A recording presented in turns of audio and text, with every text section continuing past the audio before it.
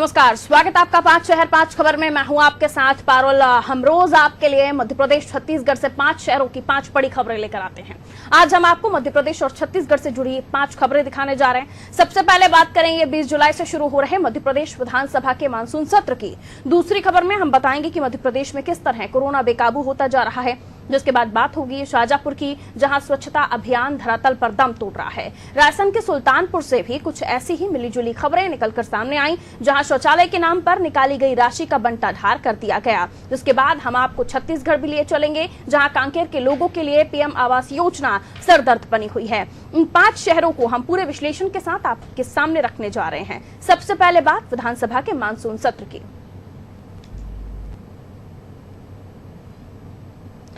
मध्य प्रदेश में शिवराज कैबिनेट के विस्तार के बाद विभागों का भी बंटवारा कर दिया गया है, जिसके बाद अब राज्य शासन 21 जुलाई को विधानसभा में वित्तीय बजट पेश करने की तैयारी में है।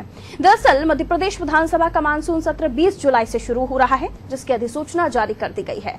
अब तक कोरोना संकट के कारण टलता आ रहा वित्तीय बजट अब इसी सत्र के दौरान पेश किया जाएगा। 20 जुलाई से शुरू हो रहे मानसून सत्र के पहले दिन सदन में दिवंगत सदस्यों को श्रद्धांजलि दी जाएगी, जिसके बाद सत्र के दूसरे दिन यानी 21 जुलाई को शिवराज सरकार वित्तीय बजट पेश करने की तैयारी में है। 5 दिन तक चलने वाले इस सत्र के दौरान अध्यक्ष का चुनाव भी प्रस्तावित रहेगा। वहीं कांग्रेस की तरफ से नेता प्रतिपक्ष के तौर पर कमलनाथ का नाम लगभग तय माना जा रहा है।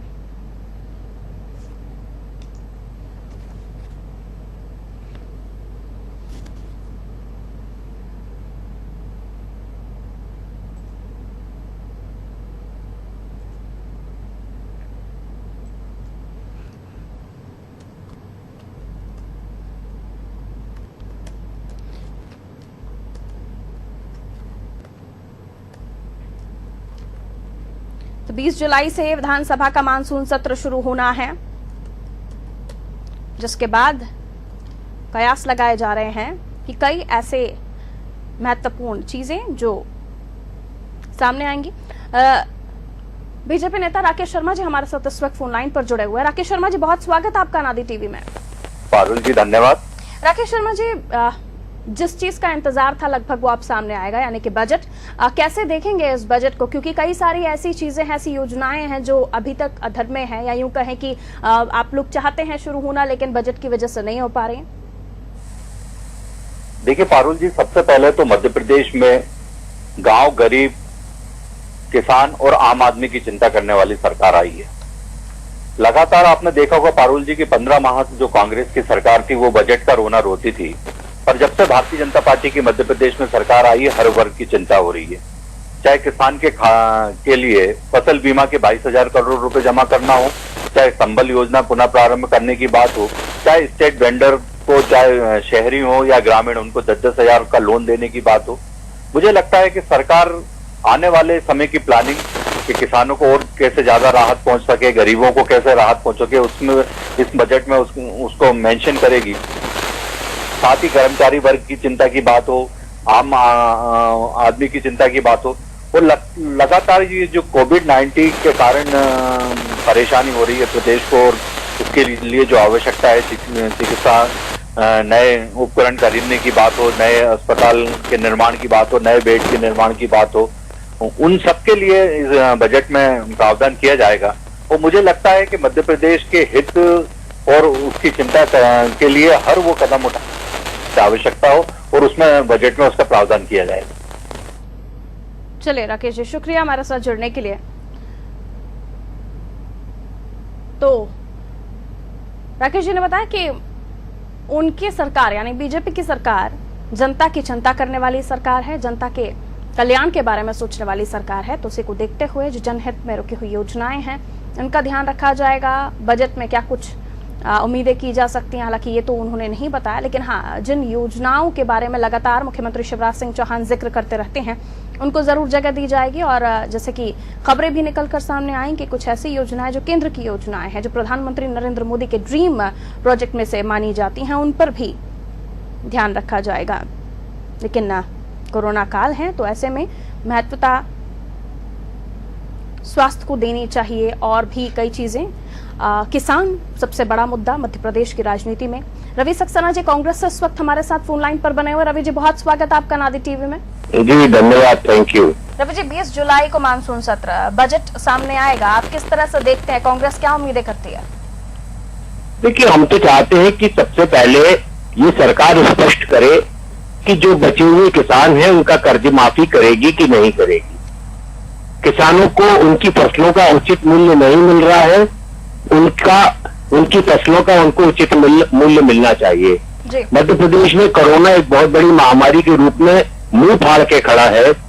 600 मौतें हो चुकी हैं और लगभग जो है 10,000 केसेस आ चुके हैं। तो इसके निदान के लिए सरकार क्या कर रही है उस पर भी हमारी निगाह रहेगी। दूसरा हमारा ये कहना है कि जो बेरोजगारी की दर है मध्य प्रदेश में वो काफी भयावह स्थिति में पहुंच गई है। लोग बेरोजगार घूम रहे हैं, युवा हमारा बेरोजगार घूम रहा है, काम धंधे ठप है। सरकार को इस पर भी प्रायोरिटी से काम करना होगा, युवाओं को रोजगार दिलाने की बात करना होगी।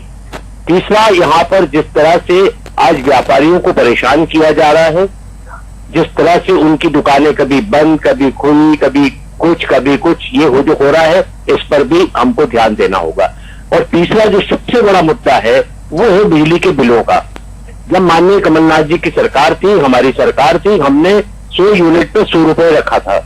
आज 20-20 हजार के, 15-15 हजार के, 10-10 हजार के बिल आ रहे हैं और जनता को दोनों हाथों से बिजली के नाम पे लूटा जा रहा है।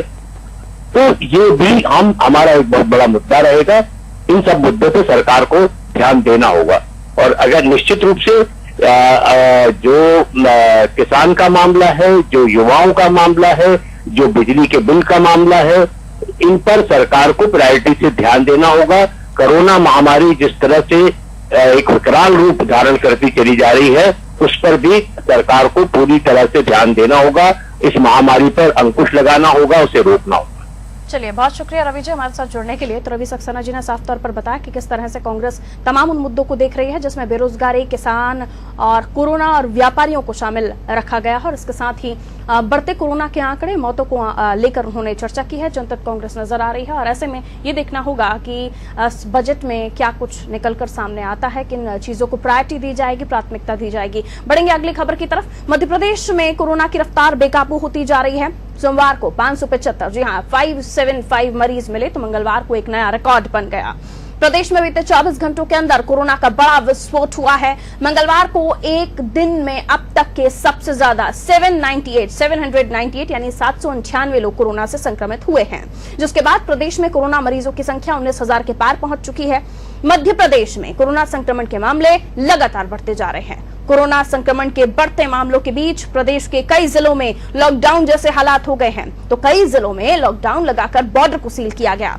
मध्य प्रदेश के इंदौर, भोपाल, ग्वालियर और मुरैना में संक्रमण के मामले तेजी से बढ़ रहे हैं। कोरोना संक्रमण के बढ़ते मामलों को देखते हुए ग्वालियर में 7 दिनों का लॉकडाउन लगा दिया गया। मुरैना मध्य प्रदेश का चौथा सबसे संक्रमित जिला बन गया है। इंदौर में कोरोना संक्रमण का आंकड़ा 5,000 के पार पहुंच गया है। वहीं राजधानी भोपाल में बुधवार को कोरोना के 72 नए मरीज मिले हैं, जिसके बाद अकेले भोपाल में मरीजों की संख्या 3800 के पार पहुंच गई है। हालांकि राहत की बात यह भी है कि भोपाल में अब तक 2798 मरीज ठीक होकर घर भी जा चुके हैं, जबकि 125 लोग कोरोना से अब तक जंग हार चुके हैं। वहीं बेकाबू होते कोरोना को रोकने के लिए शासन ने नई गाइडलाइन भी जारी कर दी है। नवीन दिशा निर्देशों के अनुसार अब कोई भी धार्मिक कार्य, त्योहार का आयोजन सार्वजनिक स्थलों पर नहीं किया जाएगा और न ही कोई धार्मिक जुलूस या रैली निकाली जाएगी। सार्वजनिक स्थानों पर किसी प्रकार की मूर्ति, झांकी स्थापित नहीं की जाएगी। धार्मिक स्थलों पर एक समय में 5 से अधिक व्यक्ति या लोग इकट्ठे नहीं होंगे। विवाह समारोह दोनों पक्षों को मिलाकर मेहमानों की संख्या 20 से ज्यादा नहीं होनी चाहिए। तो ये तमाम गाइडलाइंस हैं और बढ़ते कोरोना के संकट को देखते हुए ये जरूरी भी था। अंकुर अध्वर्य विशेष संवाददाता हमारे साथ फोन लाइन पर इस वक्त मौजूद है और भी ज्यादा जानकारियों के साथ। कोरोना को लेकर अपडेट्स अंकुर। जी बिल्कुल, मैं आपको बता दूं लगातार कोरोना संक्रमण बढ़ता ही जा रहा है। जिस तरह से रोज नए नए मामले सामने आ रहे हैं पूरे प्रदेश भर में और खासतौर पर ग्वालियर चंबल संभाग में ज्यादा मामले सामने आ रहे हैं। भोपाल में ही आज लगभग 72 मामले सामने आए हैं। इसी को लेकर गाइडलाइन जारी की गई है सरकार के द्वारा। सभी दिशा निर्देश दिए गए हैं किस तरह से शादी ब्याहों में या धार्मिक स्थलों में किस तरह से नियमों का पालन करना पड़ेगा। गणेश मूर्ति की स्थापना के मामले में भी अभी जो निर्देश सामने आ रहे हैं उसमें यह कि सार्वजनिक स्थलों पर गणेश जी की प्रतिमा शायद नहीं रखी जाएगी, अपने अपने घरों में रखें और उसके साथ ही शादी ब्याह में 20 से ज्यादा लोग इकट्ठे न हो दोनों पक्षों से। निश्चित तौर पर कोरोना को लेकर नई गाइडलाइन भी जारी की गई है। फिलहाल भोपाल में लॉकडाउन की जो अफवाह चल रही थी उस पर अभी पूरी तरह से विराम लगा दिया है। भोपाल में लॉकडाउन की अभी फिलहाल ऐसी कोई संभावना नहीं है। कोई ऐसा कदम आप देख रहे हैं अंकुर जो ऐसे समय पर उठाया जाना जरूरी है या अभी उठाया गया हो जिसको लेकर दर्शकों को और भी ज्यादा जानकारी मिल सके? जी बिल्कुल, सरकार के द्वारा यही प्रयास किए जा रहे हैं कि लोग ज्यादा से ज्यादा जागरूक हों, जब जरूरत हो तभी घर से निकलें। और पुलिस के द्वारा अब सख्ती भी कर दी गई है, सड़कों पर भी जो लोग बिना मास्क लगाए निकल रहे हैं उनके ऊपर चालानी कार्रवाई की जा रही है, लोगों को जागरूक किया जा रहा है। किल कोरोना अभियान भी जो था वो आज 15 तारीख को समाप्त होने का, तो किल कोरोना अभियान समाप्त जरूर हो गया है लेकिन सरकार के द्वारा उसकी हो सकता है और आगे तारीख बढ़ाई जाए। आज की आखिरी तारीख से निश्चित तौर पर सरकार पूरी तरह से इस अभियान के माध्यम से सजग है और कोरोना का संक्रमण ना फैल सके इसके पूरे प्रयास किए जा रहे हैं। बहुत शुक्रिया अंकुर तमाम जानकारियां देने के लिए। तो बढ़ता कोरोना का संकट और ये कोरोना काल, ऐसे समय पर कई तरह की गाइडलाइन सरकार की तरफ से जारी की जा रही है जो बेहद जरूरी है। मास्क लगाना बेहद जरूरी है, इसे आप समझ ले तो बेहद अच्छा है, वरना ये आंकड़े बढ़ ही रहे हैं और तमाम प्रयास किए जा रहे हैं। और लॉकडाउन जैसी अफवाहों पर ध्यान ना दे, फिलहाल भोपाल के लिए यही कहा जा रहा है। स्वच्छ भारत अभियान के तहत शासन लाखों करोड़ों रुपए खर्च कर रहा है, लेकिन शाहजहांपुर के पोलाय कला की ये तस्वीरें देखकर आप भी सोचेंगे कि किस तरह अधिकारियों की लापरवाही से स्वच्छता अभियान धरातल पर दम तोड़ रहा है। ये तस्वीरें शाहजहांपुर के पोलाय कला से हैं, जहां हर तरफ गंदगी का अंबार। नगर के मुख्य मार्ग वार्ड क्रमांक 3 और 4 के अलावा वार्ड क्रमांक 10 में गंदगी पसरी हुई है। वार्ड क्रमांक 11 में नगर का प्रसिद्ध महादेव मंदिर है। यहाँ सावन के महीने में श्रद्धालुओं का तांता लगता है, लेकिन मंदिर के सामने बने नाले में गंदगी का अंबार है।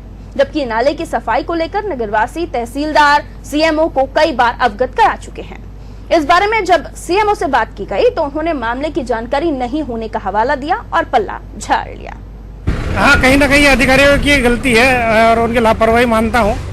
और मेरा तो मानना यही है कि नगर में देखना चाहिए और बाबा महाकालेश्वर के यहाँ पर यदि गंदगी का अंबार है तो ये हमारे लिए बहुत दुखद है।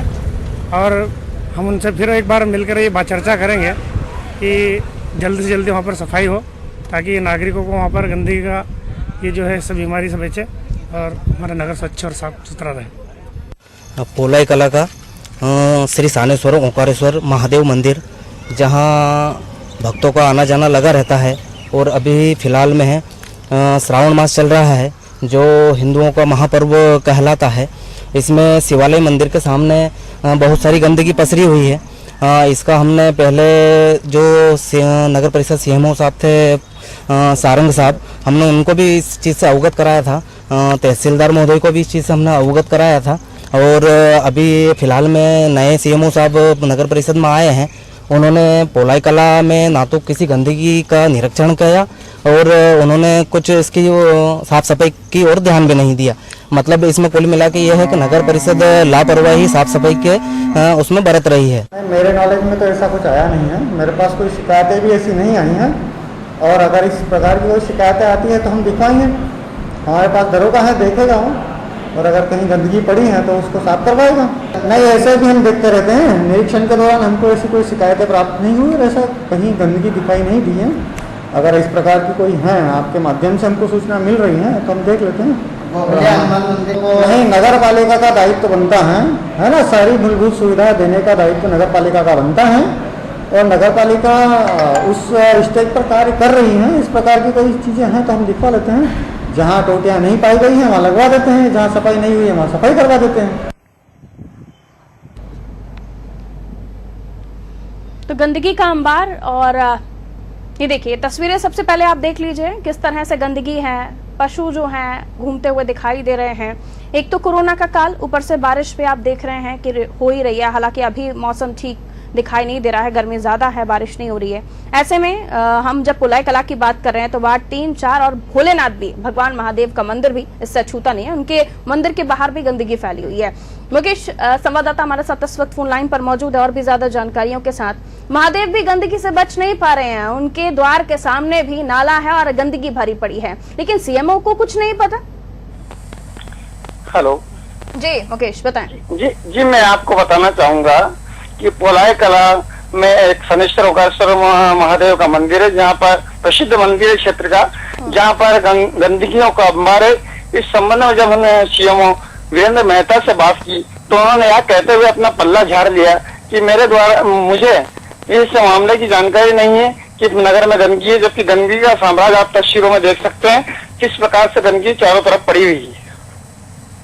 मुकेश आगे क्या? वो तो नगर निगम पर, नगर पालिका पर ठीकरा फोड़ रहे हैं कि अगर ऐसा कुछ है तो नगर पालिका, नगर निगम के अधिकारियों को ध्यान रखना चाहिए, तमाम वो बातें, दरोगा है वो देखते हैं। तो क्या सीएमओ साहब अनजान बन रहे हैं, वाकई उन्हें कुछ पता ही नहीं होता उनके शहर के बारे में? नहीं, सीएमओ साहब अपनी जिम्मेदारी से पल्ला झाड़ते हुए स्वयं अनजान बन रहे हैं, जबकि नगर में स्वास्थ्य और सफाई, पानी आदि की व्यवस्था करना नगर परिषद का दायित्व रहता है। परंतु सीएमओ साहब इस अपनी जिम्मेदारी से पल्ला झाड़ते हुए उन्होंने दो टूक शब्दों में कह दिया कि मुझे इस मामले में कोई जानकारी नहीं है। अगर आपके द्वारा ये जानकारी दी गई है, मैं आपको दिखवाता हूँ और दिखवा करके निश्चित ही समस्या का निराकरण करवाऊंगा। चलिए, शुक्रिया। वीरेंद्र मेहता, सीएमओ नगर परिषद, हमारे साथ इस वक्त फोन लाइन पर मौजूद है। वीरेंद्र मेहता साहब, बहुत स्वागत आपका नादी टीवी में सर। जी बोलिए। वीरेंद्र सर, आपके क्षेत्र की खबर है पोलाई कला की, जहां गंदगी की तस्वीरें हम देख रहे हैं। आपकी बाइट भी उसमें हमने सुनी जिसमें आप कह रहे हैं कि ऐसे आपके जानकारी में नहीं है मामला, लेकिन अब आप करवाएंगे। सर, जब हम देख रहे हैं कि कोरोना का संक्रमण फैल रहा है और ऊपर से और भी बीमारियां हैं, क्षेत्र में गंदगी पसरी हुई है, आपको जानकारी नहीं सर? हाँ बिल्कुल है, मैंने साफ करा दिया है। जहाँ गंदगी पड़ी हुई थी वहाँ सफाई का काम चल रहा है। शहर साफ हो गया सर आपका? पोलाई कला महादेव मंदिर का जो सामने चल रहा है ना, काम चल रहा है, यानी आपको जब मीडिया बताएगा तब आपको पता चलेगा कि आपके क्षेत्र में नहीं, ऐसा नहीं है। हम भी निरीक्षण आपने तो कहा ना, बाइट में भी कहा सर कि आपके संज्ञान में आपके तब मामला आया जब मीडिया ने आपको बताया। यानी आपको आपके क्षेत्र की जानकारी बहुत कम ही रहती है। एक्चुअली मैम शहर बहुत बड़ा रहता है ना, हर जगह का नॉलेज तो रहता नहीं है और उसके लिए प्रॉपर दरोगा रहते हैं, और अगर कोई कर्मचारी गलती करता है तो उसके खिलाफ कार्रवाई की जाती है। ठीक है, चलिए, महानगरों की बात होती तो समझ आता, लेकिन पोलाई कला में सब जगहों की आपको जानकारी नहीं रहती है तो थोड़ा सा डाउट होता है सर। हालांकि चलिए, उम्मीद करते हैं कि आपने साफ सफाई करवा दी होगी पर्याप्त। मेहता जी को शायद अब सुनाई नहीं होगा। चलिए, तो संज्ञान में मामला मीडिया के द्वारा पहुंचता है, उससे पहले ये लोग अपनी गद्दी छोड़ना शायद जरूरी नहीं समझते, और जब मामला मीडिया तक आता है तो भड़बड़ाकर काम करना शुरू कर देते हैं। तो कुछ यही बताते हुए वीरेंद्र मेहता, जो सीएमओ नगर परिषद, हमारे साथ इस वक्त फोन लाइन पर जुड़े। चलिए, देर है दुरुस्त है, सफाई तो लोगों को मिली। हालांकि ये उस वक्त की तस्वीरें हैं जब मुकेश ने पूरी रिपोर्टिंग करके दर्शकों के लिए ये तस्वीरें कैमरे में कैद की थी और आपके सामने। तो शाहजहांपुर के पोलाई कला की ये तस्वीरें जहां आप देख रहे हैं किस तरह से गंदगी का अंबार है, और ऐसा समय जब पहले ही कोरोना से जूझ रहा है देश, अन्य बीमारियों को दावत देती ये तस्वीरें, जहां गंदगी पसरी हुई है। अब सीएमओ साहब कह रहे हैं कि वो साफ करवा रहे हैं। जो देर आए दुरुस्त आए, और न जाने कितनी बीमारियों को अब तक न्योता दे चुकी होगी गंदगी, और खुद सीएमओ साहब। हालांकि अब वो कह रहे हैं कि सफाई का काम शुरू हो गया है, लेकिन देखना यह होगा कि सफाई कब तक बनी रहती है, या एक बार फिर से हम इसी तरह की खबरें यहां से देखेंगे।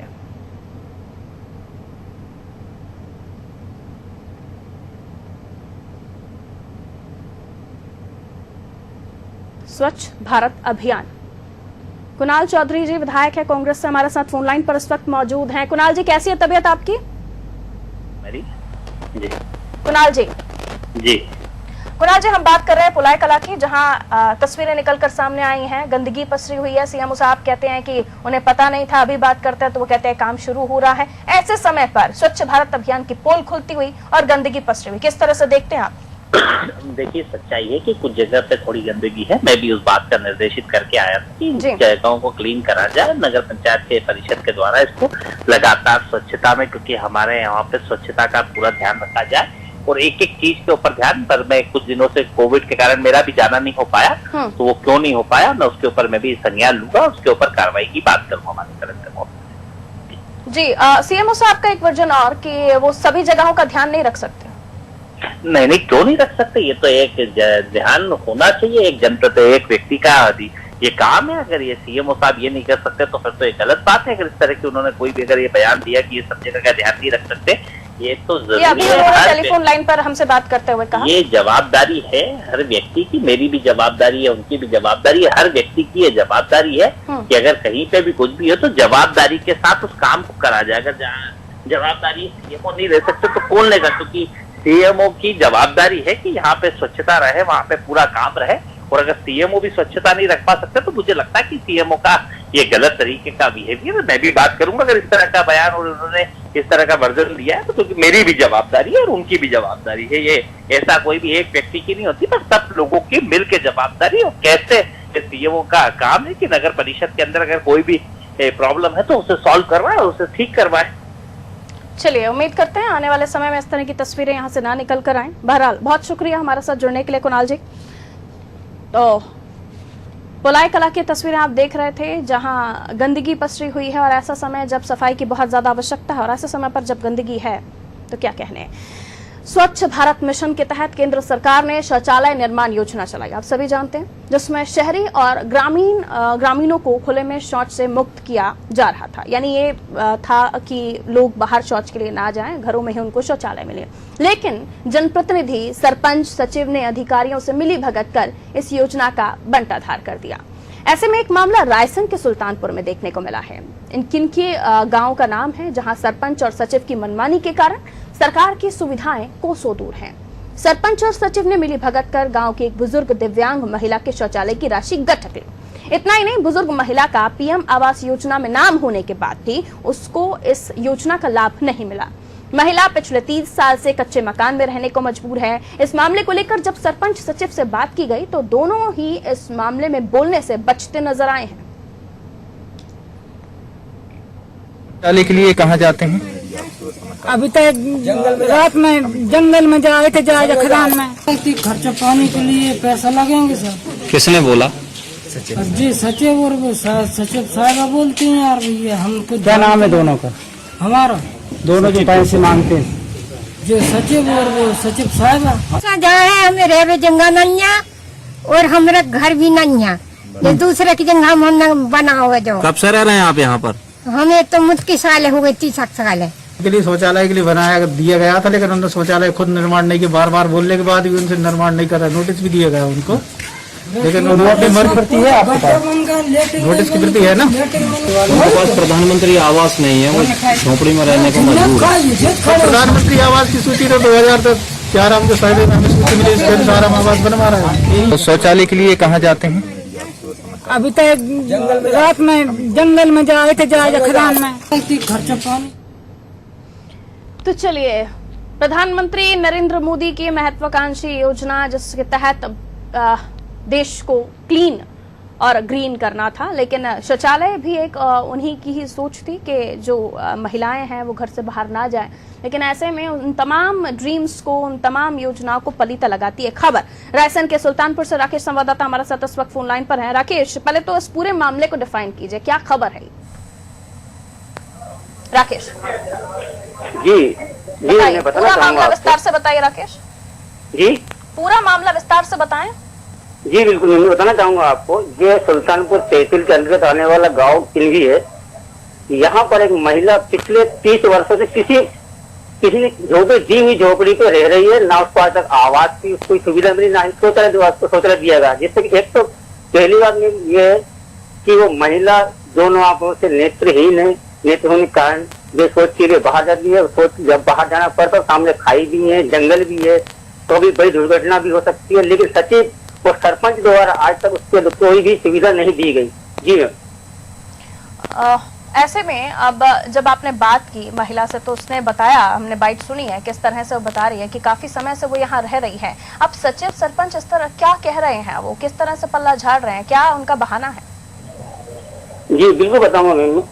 सचिव जब हमने सचिव द्वारा जाकर बात की इस विषय में, तो मैं जब मेरा जो दोनों आंखों से नेत्रहीन है, इसको अभी तक कोई भी सरकार द्वारा जो प्रधानमंत्री आवास भी चल रहा है, हर गरीब पक्की सड़क पक्का मकान होना चाहिए, लेकिन ये महिला अभी तक पिछले 30 वर्ष रहने के बाद भी गाँव में इसको आज तक कोई सुविधा नहीं मिली। इसमें आप क्या कहना? सचिव द्वारा कहा गया कि मुझे जानकारी आप द्वारा मिली पहली बात क्या है, मैंने जो भी लिस्ट में नाम आया है गाँव में, मैंने सबको शौचालय भी दिया है और आवास भी दिया है, लेकिन मैं आपको बता दूं मैम, ना तो उस गांव के अंदर शौचालय मिले, हमें मिले भी अधूरे मिले, और आवास जिनको मिलना तो जो पात्र थे आवास के, प्रधानमंत्री आवास योजना के, उनको ना देकर इनका जमीनें हैं, बिल्डिंगें बनी है, उनको दिए जा रहे हैं गाँव में। राकेश, जिन महिला की हम बात कर रहे हैं, जिन बुजुर्ग की हम बात कर रहे हैं, इनका नाम रजिस्टर्ड था इन तमाम योजनाओं के लिए? जी बिल्कुल। राशि भी पहुंचनी थी इनके खाते में? जी बिल्कुल बताना चाहूँगा आपको। तो जब आवास योजना में लिस्ट में नाम होने के बावजूद भी वहाँ पे ऐसे सचिव द्वारा जो राशि लेकर, रिश्वत लेकर, 5-5 हजार रुपए रिश्वत लेकर कार्य किए जा रहे हैं, ये सब कुछ जानकारी होती है। ऐसे सचिव के ऊपर कार्रवाई क्यों नहीं होती? कहीं भी शासन प्रशासन जो अधिकारी, आला अधिकारी है, वो मौन क्यों रहते हैं? क्या आज तक समझ में नहीं आ पा रहा? जब भी हम लोग आला अधिकारी से बात करते हैं तो आला अधिकारी हमेशा यही कहा जाता है कि आपके द्वारा संज्ञान में डाला गया, हमें आपके द्वारा जानकारी दी जा रही है। ये अधिकारियों का पेटेंट डायलॉग हो चुका है। चलिए, बहुत शुक्रिया हमारे साथ जुड़ने के लिए राकेश। तो अधिकारियों की हम बात करें तो अब रटा रटाया जवाब ये लगता है कि आपने संज्ञान में मामला लाया है, आप कार्रवाई होती है। भला ये जिम्मेदार जनप्रतिनिधि अधिकारी अपना कर्तव्य क्यों नहीं निभाते हैं? काम जो उनका है उसे करने से क्यों बचते हैं? या फिर यूं कहें कि क्या उनका भी कोई लेन देन है? इस तरह के सवाल उठते हैं। इस तरह की खबरें जब सामने आती हैं, बुजुर्ग नेत्रहीन महिला और उसका नाम होने के बाद भी योजना में उसे कुछ नहीं मिलता। बहरहाल आगे बढ़ते हैं। सरकार ने पीएम आवास योजना के तहत गरीबों को आशियाना बनाकर देने की बात तो कही, लेकिन कांकेर के ग्रामीण अंचलों में इस योजना की सच्चाई आपको हैरान कर देगी।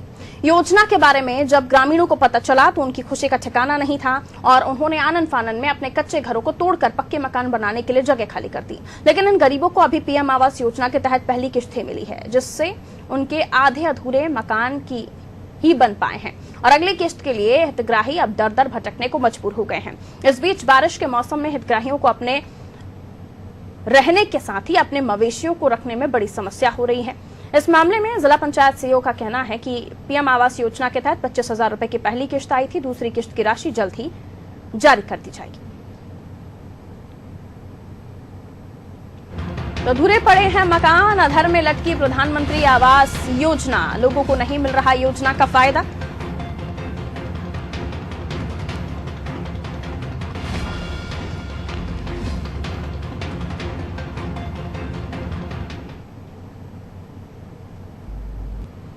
और इसी के साथ 5 शहर 5 खबर में इतना ही। और खबरों के लिए आप देखते रहिए अनादि टीवी। नमस्कार।